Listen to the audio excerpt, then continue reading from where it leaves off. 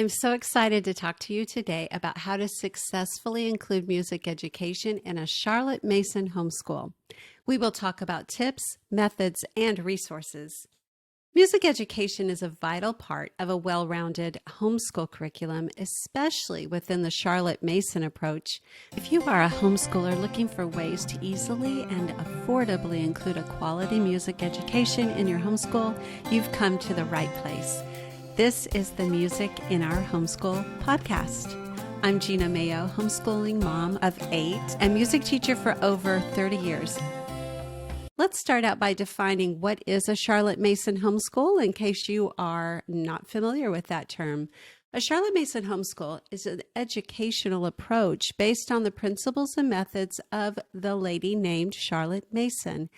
She was a British educator from the late 19th and early 20th centuries, and Mason emphasized a holistic and child-centered education, advocating for a broad curriculum that nurtures the whole person, not just the intellect. This approach prioritizes the use of living books, which are engaging and well-written texts over dry textbooks, and encourages children to form personal connections with the material. The Charlotte Mason method also includes narration where children retell what they have learned, promoting retention and comprehension. In a Charlotte Mason homeschool, learning is seen as a delightful and ongoing process. Nature study is a significant component, encouraging outdoor exploration and observation to foster a sense of wonder and appreciation for the natural world. The curriculum includes subjects such as literature, history, art, music, and nature study, presented in short, focus lessons to maintain the child's attention and interest. Character development and good habits are also emphasized, integrating moral and ethical education into daily learning. Overall, the Charlotte Mason approach seeks to cultivate a love of learning and a well-rounded, knowledgeable, and thoughtful individual, and it is highly popular in the homeschooling world. What did Charlotte Mason say about music education? Well, she placed a high value on music education, believing it to be an essential component of a well-rounded education. She said, "Music is a necessary part of education." She viewed music as a means to enrich the soul and cultivate a sense of beauty and appreciation for the arts. Mason advocated for regular exposure to great music, considering it as important as exposure to great literature and art. She encouraged the study of composers and their works, suggesting that children should listen to classical music regularly to develop their taste and understanding of musical forms and history. Her goal was for children to develop a love and understanding of music, not just technical proficiency. And that's exactly what music appreciation courses and curriculum are all about. Mason emphasized that the core of music learning should be enjoyment first. She recommended creating an atmosphere of music in the home by frequently listening to and discussing classical pieces. She believed training the ear to appreciate music should precede learning an instrument or music theory, and this can and should start at a very early age. Ms. Mason's approach to music education also included practical engagement with music.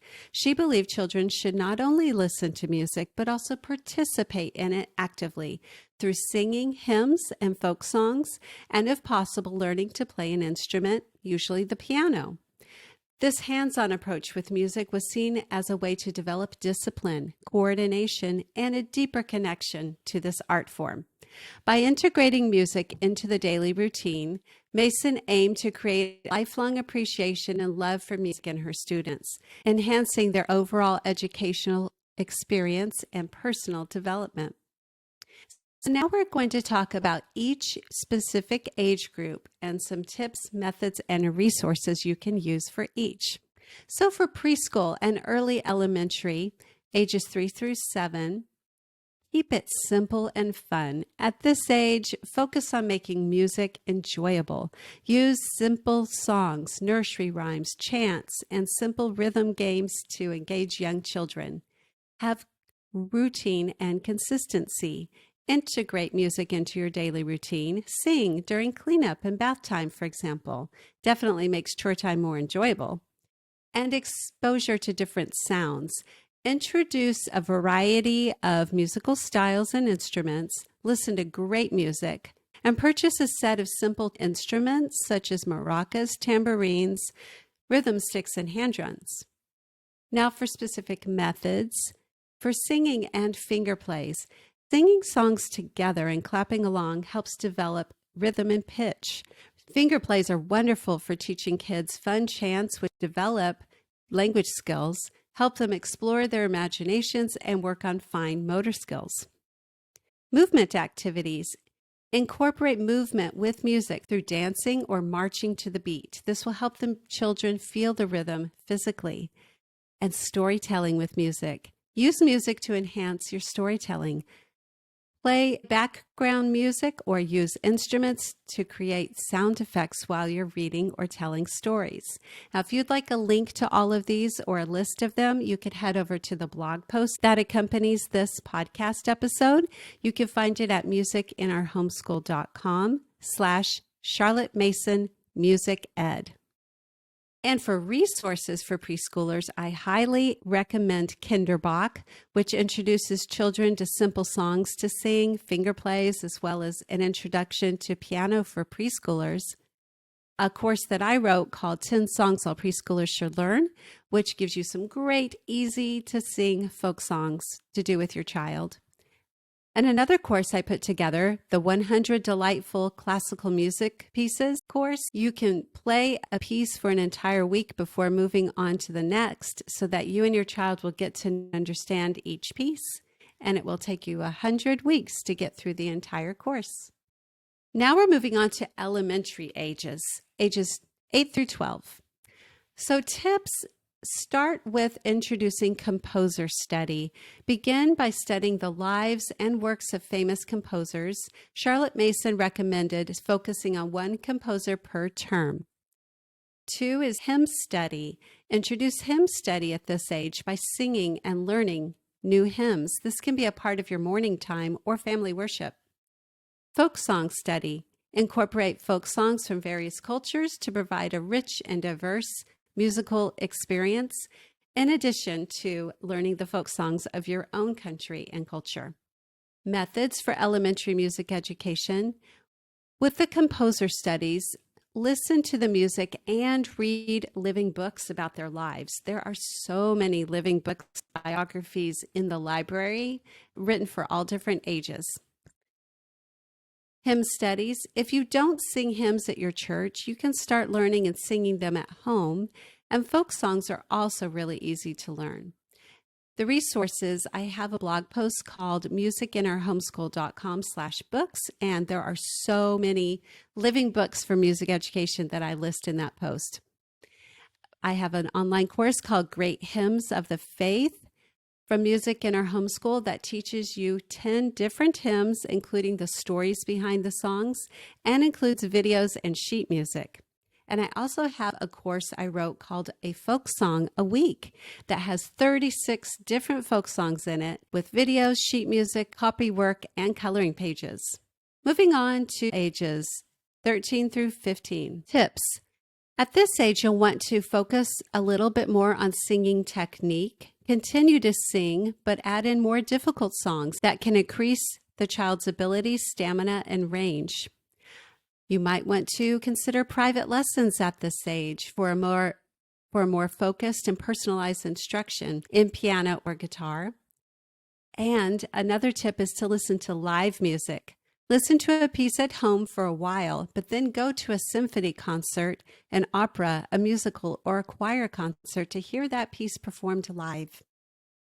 Methods for music appreciation. Study different music genres and their historical contexts. Discuss how music affects and reflects cultural and historical trends. Add in composition projects. Encourage your child to compose their own music. This can start with simple melodies and progress to more complex pieces. And then for music history, be sure to explore the history of music, focusing on the different musical periods of the Baroque, Classical, Romantic, and modern eras. For resources, I have a whole set of Singing Made Easy courses, 6 different levels to help you learn new songs of the past and improve your singing technique. The courses include sheet music, videos, and audio tracks. I also have a course called Guitar Time with Ben, which is a beginning guitar course for ages 10 and up in 10 lessons. And the 20th Century Music Appreciation online course is a simple-to-use music history course that takes you through the great composers, pieces, and musical styles of the 20th century. Now on to high school music education in a Charlotte Mason homeschool, ages 16 through 18. Now it's time to learn music theory if your child hasn't already. It's a time to introduce music theory topics such as chord progressions and key signatures. Another tip is to specialize. Encourage specialization in an instrument or vocal training. And another tip is composition. Even simple composition is a great way to grow musically. Methods. Music history and literature. Deepen your child's understanding of music history and the literature of the same time period by studying major works and their impact.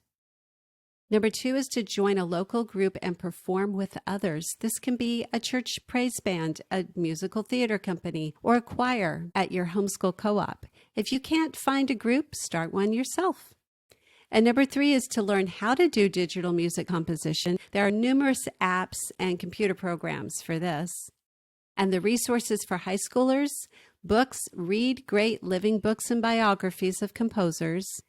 2 is my Beginning Music Theory for Teens course. It's a half-credit course to teach your child all the basics of music theory, and it's perfect to earn a fine arts credit. And my 3rd resource for high schoolers is a course called the Charlotte Mason Inspired High School Fine Arts course. It includes composer study, picture study, like art, and poetry study all together in this one full-year course. Now, here are some general music education tips for all ages. Create a musical environment in your home. Surround your home with music. Play a variety of musical genres and discuss them with your children. 2, be patient and encouraging. Learning to appreciate uncommon music takes time. Be patient and offer constant encouragement. Short periods of listening are better than nothing. And the 3rd tip is to lead by example.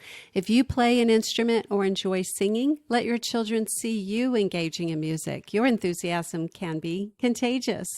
So in conclusion, integrating music education into your Charlotte Mason homeschool is not only possible, but can be incredibly rewarding. By using the tips, methods, and resources I shared today, create a rich musical environment that nurtures your child's creativity and appreciation for music. Whether your child is a preschooler just beginning to explore sounds or a high school student delving into advanced composition, there are countless ways to make music an integral part of their education. Embrace the joy of music and watch your child flourish academically, emotionally, and creatively. And until next time, keep the music alive.